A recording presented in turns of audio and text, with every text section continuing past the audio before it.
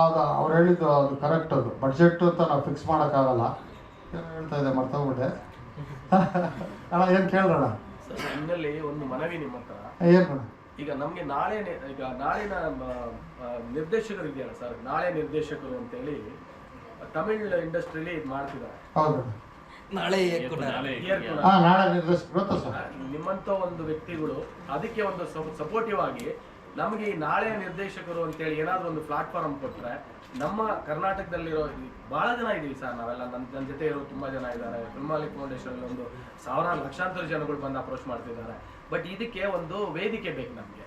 ಅದಕ್ಕೆ ನಿಮ್ಮ ಕಡೆಯಿಂದ ಏನಾದರೂ ನಮ್ಗಳಿಗೊಂದು ವ್ಯವಸ್ಥೆ ಮಾಡ್ಕೊಡೋಕ್ಕಾಗುತ್ತಾ? ಯಾಕಂದ್ರೆ ಸಿಕ್ತು ಅಂತಂದ್ರೆ ಎಲ್ಲ ತುಂಬಾ ಜನಕ್ಕೆ ಅದು ಬಹಳ ಒಂದು ಅಣ್ಣ ಮಾಡ್ಬೋದು ಅಣ್ಣ, ಎಲ್ಲ ಸೇರ್ಕೊಂಡು ಒಂದು ಇದು ಅಂತ ಮಾಡ್ಕೊಬೋದು. ಪ್ರತಿಭಾವಂತರು ಬರಬೇಕು ಅಂತಂದ್ರೆ ನಾಳೆ ನಿರ್ದೇಶಕರು ಅಂತ ಬಂದ ಪ್ರತಿಭಾವಂತರಿಗೆ ನಾವೊಂದು ಪ್ಲಾಟ್ಫಾರ್ಮ್ ಕೊಟ್ಟಂಗೆ ಆಗುತ್ತೆ ಅಂತೇಳಿ ಒಳ್ಳೇದದು. ಅದಕ್ಕೆ ಒಂದಷ್ಟು ಜನ ಸೇರ್ಕೊಂಡು ಸಮಾನ ಮನಸ್ಕರು ನಮ್ಮ ಚೇಂಬರು ಪೊಲೀಸ್ ಸ್ಟೇಷನ್ ಮನವಿ ಮಾಡಿದ್ರೆ ಮಾಡ್ತಾರೆ ಸರ್. ಅಲ್ಲಿ ಏನು ಕೇಳಿದ್ರು ಮಾಡ್ತಾರೆ, ಸ್ವಲ್ಪ ಹೆಚ್ಚು ಕಮ್ಮಿ ಆಗುತ್ತೆ. ಕೇಳೋರೇ ಇಲ್ಲ, ಅಲ್ಲಿ ಬರೋಲ್ಲ ಜಾಸ್ತಿ ಜನ. ಅಲ್ಲ, ನಮ್ಗೆ ಅದು ಬೇಕಾಗಿದೆ ಏನಕ್ಕೆ ಅಂತಂದ್ರೆ, ಈಗ ಬಜೆಟ್ ಈಗ ಇವರೆಲ್ಲ ಈಗ ಚೇರಲ್ಲಿ ಕೂತು ಹೇಳುವಾಗ ಎಷ್ಟು ಬೇಸರವಾಗಿ ಹೇಳಿದ್ರು ಅಂದ್ರೆ, ನಾನು ಮಾಡಿದೆ ಬಟ್ ನನ್ಗೆ ಆಗಿಲ್ಲ, ನಾನು ಯಾರು ಕಂಡ್ಕೊಂಡಿಲ್ಲ, ನಾನು ದುಡ್ಡು ಬಂದಿಲ್ಲ. ಸರ್, ಆ ನೋವಿದೆಯಲ್ಲ ಒಂದು ಫಿಲ್ಮ್ ಮೇಕರ್ಗಳು ಮಾತ್ರನೇ ಗೊತ್ತು. ಅವ್ರು ಹೇಳಿದ್ರು, ನಾವೆಲ್ಲ ಅನುಭವಿಸಿ ಬಂದಿರೋರೆ. ಇವ್ರು ಮಾಡಿದ್ದಾರೆ, ನಮ್ಮ ಆದಿತ್ಯ ಅವರು ಮಾಡಿದ್ದಾರೆ. ನಾವೆಲ್ಲ ಇವತ್ತವರೆಗೂ ನಮಗೆ ಒಂದು ದೊಡ್ಡ ಮೂವಿ ಮಾಡ್ಲಿಕ್ಕೆ ಆಗಲಿಲ್ಲ. ಕೆಲವರು ಹೇಳ್ತಾರೆ ನಾವು ಬಿಗ್ ಬಜೆಟ್ ಅಲ್ಲಿ ಮಾಡಬೇಕು ಅದು ಅಂತೇಳಿ, ಕೆಲವರು ಸಕ್ಸಸ್ ಆಗಿರೋರು ಇದ್ದಾರೆ. ಬಟ್ ಇವ್ರಿಗಿನ್ನೂ ಸಾಲಲ್ಲ. ನಮಗೆ ಈ ತರದಲ್ಲಿ ಏನಾದ್ರೂ ಒಂದು ಸ್ಮಾಲ್ ಫಂಡಿಂಗ್ಸ್ ಅಂತ ಬಂದ್ರೆ ತುಂಬಾ ಜನ ಇದ್ದಾರೆ ಸರ್. ಇಲ್ಲಿ ಮೇಯ್ನ್ ಆಗಿ ಬೇಕಾಗಿರೋದೇನು, ಕತೆ ಇದೆ, ಸ್ಟೋರಿ ಟೆಲ್ಲರ್ ಇರ್ಬೋದು, ಎಲ್ಲಾನು ಇರ್ಬೋದು. ಲಿಕ್ವಿಡಿಟಿ ಇಲ್ಲ. ಲಿಕ್ವಿಡಿಟಿ ಇಸ್ ಮೇನ್ ಒಂದು ಇದ್ರಲ್ಲಿ ಬರ್ಬೇಕಾಗ್ತದೆ. ಎಲ್ಲರ ಹತ್ರನೂ ದುಡ್ಡು ಕಲೆಕ್ಟ್ ಮಾಡಿ ಎಲ್ಲಾರು ಮಾಡ್ಬೇಕು ಅಂತಂದ್ರೆ ಒಬ್ಬ ಕೊಡ್ಬೋದು, ಇನ್ನೊಬ್ಬ ಕೊಡದಿರೋ ಹೋಗ್ಬೋದು. ಒಂದು ಊಟಕ್ಕಾದ್ರೂ ಒಂದು ಟೀಗಾದ್ರೂ 10 ರೂಪಾಯಿ ಬೇಕೇ ಬೇಕಾಗ್ತದೆ ಸರ್. ಈ ಲಿಕ್ವಿಡಿಟಿ ಮೇನ್ ಬೇಕಂದ್ರೆ ಒಂದು ಅಸೋಸಿಯೇಷನ್ ತರ ಒಂದು ಫಾರ್ಮ್ ಮಾಡ್ಕೊಂಡು ಈ ತರದಕ್ಕೆ ನಾವು ಈಗ ಚೇಂಬರ್ಗಳಲ್ಲಿ ಕೂತಿದ್ದಾರೆ, ಎಲ್ಲ ಗೊತ್ತಿದ್ದಾರೆ ನಮಗೆ. ಬಟ್ ಸ್ಟಿಲ್ ಯಾರು ಅದ್ರ ಬಗ್ಗೆ ಒಂದು ಇಂಟ್ರೆಸ್ಟ್ ಇಲ್ಲ, ಅದ್ರ ಬಗ್ಗೆ ಏನೋ ಒಂದು ತೋರಿಸ್ತಿಲ್ಲ. ನೀವು ಕೇಳ್ತಿಲ್ಲ ಅಂತ ಹೇಳಿದ್ರೆ ನಾವೆಲ್ಲ ಕೇಳಿದೀವಿ, ಕೇಳಿದ್ರು ಅದ್ರ ಬಗ್ಗೆ ಯಾರು ಅದ್ರ ಬಗ್ಗೆ ನಾನೇ 8 ವರ್ಷ ಮಾತಾಡಿದ್ದೆ ಅಕಾಡೆಮಿ. ಅವಾಗ ಅಕಾಡೆಮಿ ಇತ್ತು, ಮತ್ತೆ ಅವರು ಫಿಲಿಂ ಫೆಸ್ಟಿವಲ್ ಮಾಡ್ತಾ ಇದ್ರು. ಈ ರೋಲಿಂಗ್ ಫ್ರೇಮ್ ಸೊಸೈಟಿ ಅಂತ ಇತ್ತು ಅವ್ರದ್ದು. ನಾನು ಪರ್ಸನಲ್ ಆಗಿ ಮಾತಾಡಿದ್ದೆ. ಆಮೇಲೆ ರೀಸೆಂಟ್ ಆಗಿ ಯಾರೋ ಚಂದನಲ್ಲೂ ಏನೋ ಕಾರ್ಯಕ್ರಮ ಮಾಡಿದ್ರು, ಬಟ್ ಏನು ಅಂತ ಏನು ಸಕ್ಸಸ್ ಆಗಿಲ್ಲ. ಇದೇ ತರ ಶಾರ್ಟ್ ಫಿಲ್ಮ್ ಸರ್. ಒಳ್ಳೊಳ್ಳೆ ಡೈರೆಕ್ಟರ್ಸ್ ಇದ್ದಾರೆ ಸರ್. ಮೊನ್ನೆ ರೀಸೆಂಟ್ ಆಗಿ ಮೈಸೂರಲ್ಲಿ ನಮ್ಮ ಆದಿತ್ಯ ಅವರೆಲ್ಲ ನಾವು ಫಿಲ್ಮಾಲಿಕ್ ಫೌಂಡೇಶನ್ ಮಾಡಿದಾಗ, ಇಂಟರ್ನ್ಯಾಷನಲ್ ಫಿಲ್ಮ್ ಫೆಸ್ಟಿವಲ್ ಅಂತಾನೆ ಮಾಡಿದಾಗ ಸರ್, ಫಾರಿನಿಂದೆಲ್ಲ ನಮಗೆ ಮೂವೀಸ್ ಬಂತು. ನಮ್ದು ಶಾರ್ಟ್ ಫಿಲ್ಮ್ಗೆ ಸಾಧಾರಣ 120 ಕಂಟ್ರೀಸ್ 150 ಕಂಟ್ರೀಸ್ ಬರುತ್ತೆ ಸರ್. ಇದಕ್ಕೆ 120 ದೇಶದಿಂದ. ಹೌದು ಸರ್, ನಮ್ಮ ಕಾಲ ಸಿನಿಮಾ ಇರಲಿಲ್ಲ, ಆಮೇಲೆ ಟಿವಿ ಬಂತು, ಟಿವಿ ಅಸೋಸಿಯೇಷನ್ ಅಂತ ತುಂಬ ಪ್ಲಾಟ್ಫಾರ್ಮ್ ಆಯಿತು. ಈ ಕಿರುಚಿ ಇದಕ್ಕೂ ಒಂದು ವೇದಿಕೆ ಮಾಡ್ಕೊಳ್ಳೋಣ. ಆ ವೇದಿಕೆ ಸೃಷ್ಟಿ ಆದರೆ ಅಲ್ಲಿ ನೀವು ಎಸ್ಟಾಬ್ಲಿಷ್ ಆಗಿ ನೀವು ಮೇಲೆ ಕೈಗೆ ಜಂಪ್ ಆಗ್ಬೋದು. ಅದಕ್ಕೊಂದು ಪೀಠಿಗೆ ಹಾಕೋಣ ಅಣ್ಣ, ಅದು ಲೆಟರ್ ಕೊಡಿ, ನಾನು ಅಲ್ಲಿ ಹೇಳ್ತೀನಿ. ಅಲ್ಲಿ ವರ್ಷಕ್ಕೆ ಒಂದ್ಸರಿ ಚೇಂಜ್ ಆಗ್ತಾ ಇರ್ತಾರೆ. ಮೋಸ್ಟ್ಲಿ ನಾನು ಹಿಡಿತೀನಿ ಅಲ್ಲಿ ಜಾಗ ಮಾಡ್ಕೊಡ್ತೀನಿ. ನಿಮ್ಮಂತವ್ರು ಬಂದ್ರೆ ಆಗುತ್ತೆ ಅಂತೇಳಿ. ಇಲ್ಲ ಬರ್ತದೆ ಸರ್, ನಾನು ಲೇಟಾಗಿ ಬರ್ತದೆ ನನಗೆ ಅಷ್ಟೇ. ಅವಾಗ ಕಾನ್ಫಿಡೆನ್ಸ್ ಇದೆ. ಓಕೆ ಭಯ್ಯ.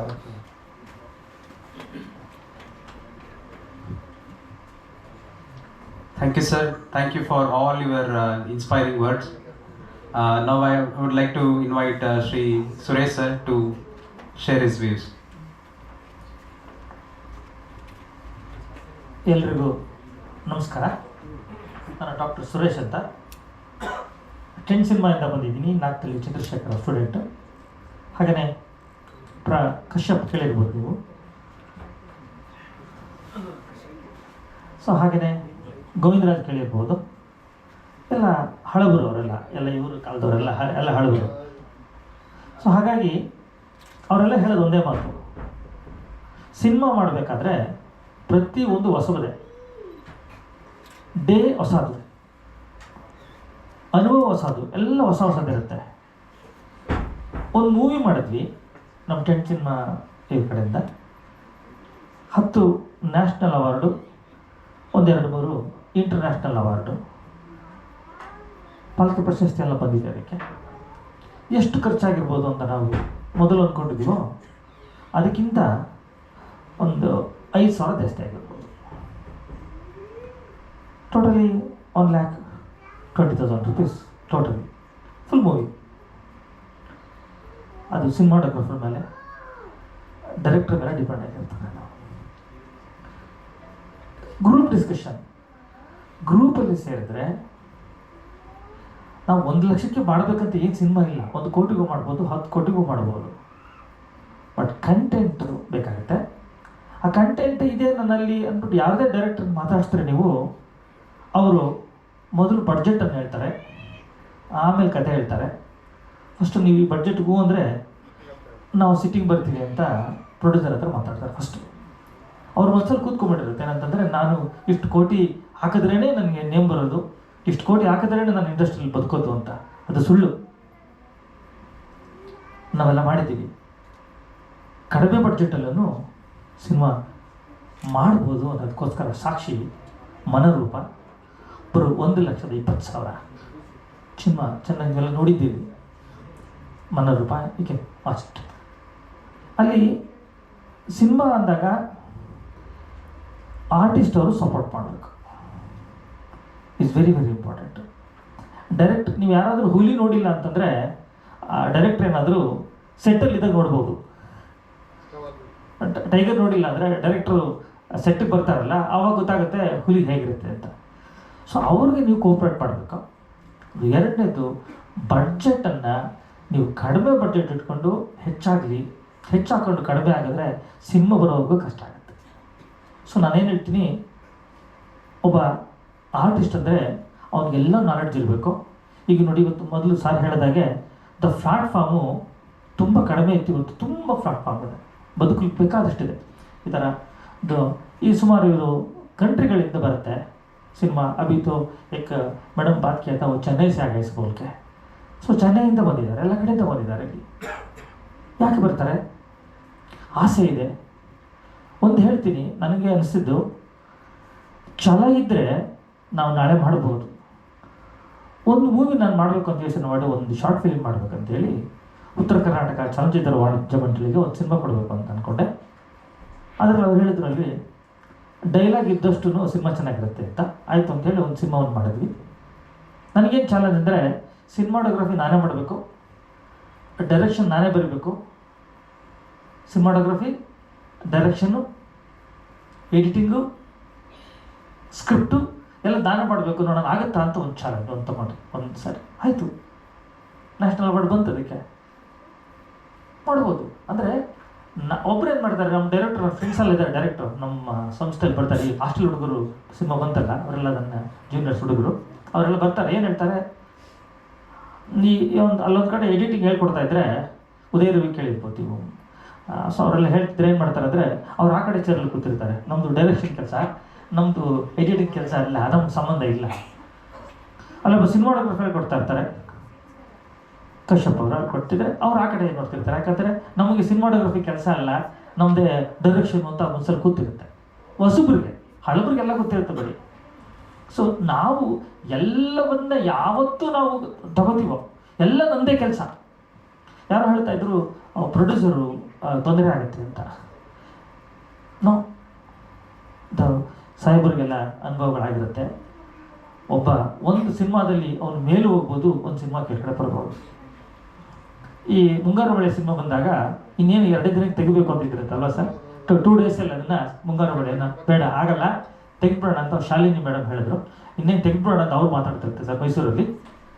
ಶಾಂತಲ ಅವರು ಹೇಳಿದ್ರು, ವೈಶಾಲಿ ಕಾಸರವಳ್ಳಿ ತೆಗೆದ್ಬಿಡೋಣ ಅಂದ್ರಂತೆ. ಅದಕ್ಕೆ ಹೇಳಿದ್ರಂತೆ, ಒಂದು ಕೆಲಸ ಮಾಡಿ, ಒಂದು ಪ್ರೈಮಲ್ಲಿ ನೋಡೋಣ, ಒಂದು ಚಾನ್ಸ್ ನೋಡೋಣ ಸಂಜೆ ಅಂತೇಳಿ ಒಂದು ಚಾನ್ಸ್ ತೊಗೊಂಡ್ರು. ಒಂದೇ ಒಂದು ಈವ್ನಿಂಗ್ ಫುಲ್ ಆಯಿತು. 1 ವರ್ಷ. ಅವತ್ತು ಆ ಮುಂಗಾರು ಮಳೆ ಸಿನಿಮಾ ಬಂದಾದ ಮೇಲೆ ಸಿನಿಮಾ ಸ್ವಲ್ಪ ಡೌನ್ ಆಯಿತು ಅಂತ ಹೇಳ್ತಾರೆ ಹಿರಿಯರು. ಯಾಕೆ ಅಂದರೆ, ಯಾವಾಗ ಫೈನಾನ್ಸರ್ ಎಂಟ್ರಿ ಆದರೂ ಸಿನಿಮಾಕ್ಕೆ ಏಟ್ ಬಿದ್ದುಬಿಡ್ತು. ನಾವೆಲ್ಲ ಡಿಸ್ಟ್ರಿಬ್ಯೂಟರ್ ಹತ್ರ ಹೋಗಿ ಡಿಸ್ಟ್ರಿಬ್ಯೂಟರ್ ಕಡೆಯಿಂದ ಹೋಗ್ತಿದ್ವಿ. ಯಾವಾಗ ಫೈನಾನ್ಸರ್ ಏನಾಯಿತು ಅಂದರೆ, ಒಂದು ಸೈಟ್ ಮಾರಿದ್ರೆ ಒಂದು ಸಿನಿಮಾ ಬಿಡು ಅಂದ್ಕೊಂಡು ಹೆಂಗೆ ಮಾಡ್ಬಿಟ್ರೆ, ಯಾವಾಗ ಫೈನಾನ್ಸರ್ ನೀನು ಸಿನಿಮಾ ಮಾಡ್ತೇನಪ್ಪ, ಹೌದು ನಾನು ಸಿನಿಮಾ ಮಾಡ್ತೀನಿ, ಎಷ್ಟು ಬೇಕು, 50 ಲಕ್ಷ ಪರ್ಸೆಂಟೇಜಲ್ಲಿ ಮಾಡ್ಕೊ, ಬಡ್ಡಿ. ಇವನು ಬಡ್ಡಿ ತಗೊಂಡಾಗ ಏನಾಗುತ್ತೆ, ಸಿನಿಮಾ ಬಂದರೆ ನಿಮ್ಮ ಮಾತು, ಸಿನಿಮಾ ಹೋದರೆ ಮನೆ ಅಡ್ಯಾಡಬೇಕು. ಅದನ್ನು ಮೊನ್ನೆ ಕೋಟಿಗೊಬ್ಬ ಮೂರು ನೀವೆಲ್ಲ ನೋಡಿರ್ಬೋದು ಏನಾಗಿದೆ ಅಂತ. ಸೊ ಅದರಿಂದ ಒಂದೇ ಹೇಳೋದು, ಸಿನಿಮಾದಲ್ಲಿ ನಾವು ಮಾಡುವಾಗ ಯಾವಾಗಲೂ ನಾವು ಖುಷಿಯಿಂದ ಮಾಡಬೇಕು. ಬರೋದಿಲ್ಲ ಅಂತ ಅಂದ್ಕೊಂಡು ಬಂದೇ ಬರುತ್ತೆ, ಬಟ್ ಒಂದು ತಲೆ ತೆಗಿಬೇಕು, ನಾನು ಇಷ್ಟು ಲಕ್ಷ ಇಷ್ಟು ಕೋಟಿ ಇದ್ರೇ ಸಿನಿಮಾ ಮಾಡ್ತೀನಿ ಅನ್ನೋದು ಮೊದಲು ತೆಗಿಬೇಕು. ಅವರು ಪ್ರೊಡ್ಯೂಸರ್ ರೆಡಿ ಇರ್ತಾರೆ ಕೊಡೋಕ್ಕೆ, ಅವ್ರು ಇರೋದೇ ಅವ್ರು ಬೇಕಾದ್ರೆ ನೀನು ಮಾಡ್ತೀಯಾ 10 ಕೋಟಿ ಕೊಡ್ತಾನೆ ಅಂತ ಕೊಡ್ತೀನಿ ನನಗೆ ವಾಪಸ್ ಅನ್ನಂಗಿದ್ರೆ 8 ಕೋಟಿ ಕೊಡೋಕೆ ಅವ್ರಿಗೆ ಏನಂತೆ ಕೊಡ್ತಾರೆ ಬೆಳಗ್ಗೆ. ಆದರೆ ನೀವು ಮೊದಲು ಮನಸ್ಸಿಗೆ ಬರಬೇಕು, ನಾನು ಎಲ್ಲಕ್ಕೂ ರೆಡಿ ಇರ್ತೀನಿ ಅನ್ನೋದು ಇರಬೇಕು. Sir, India vs England cinema ಮಾಡಿದಾಗ ಸಿನಿಮಾ ನಡೀತಾ ಇದೆ, ಕ್ಯಾಮರಾ ಬಿದ್ದೋಯ್ತು, 8 ಲಕ್ಷ ರಿಪೇರಿ, ಪೇಪರ್ ವರ್ಕ್ ಆಗಿದೆ, ಅವ್ರು ಫುಟೇಜ್ ಕೊಡಲಿಲ್ಲ. ನಾಲ್ಕು ಚಂದ್ರಶೇಖರ್ಗೆ ಅವ್ರು ಅಷ್ಟು ದೊಡ್ಡ ಇವರು ಅವ್ನು ಫುಟೇಜ್ ಕೊಡಲಿಲ್ಲ. 8 ಲಕ್ಷ ರಿಪೇರಿ ಇದೆ, ಕ್ಯಾಮರಾ ಒಂದೇ, ಕ್ಯಾಮರಾಮ್ಯಾನ್ ಅವನೇ, ಹ್ಯಾಂಡಲ್ ಮಾಡ್ತಾ ಇದ್ದವ್ರೆ, ಎತ್ತಾಕಿದ್ದವ್ರೆ, ಹೊಡೆದಾಕಿದ್ದವ್ರೆ, 8 ಲಕ್ಷ ನಮ್ಮನ್ನು ಕೇಳ್ತಾರೆ ಕೊಡಿ ಅಂತ. ಏನು ಮಾಡೋದು? ಫುಟೇಜ್ ಕೊಡಲಿಲ್ಲ ಅವನು. ಸೊ ಆವಾಗ ಇನ್ನೊಂದು ಸರಿ ತಂದೇನೋ ಮಾಡಿ, ಎಷ್ಟೇ ಪೇಪರ್ ವರ್ಕ್ ಇದ್ರೂ ಕೂಡ ಕಷ್ಟ ಆಗುತ್ತೆ.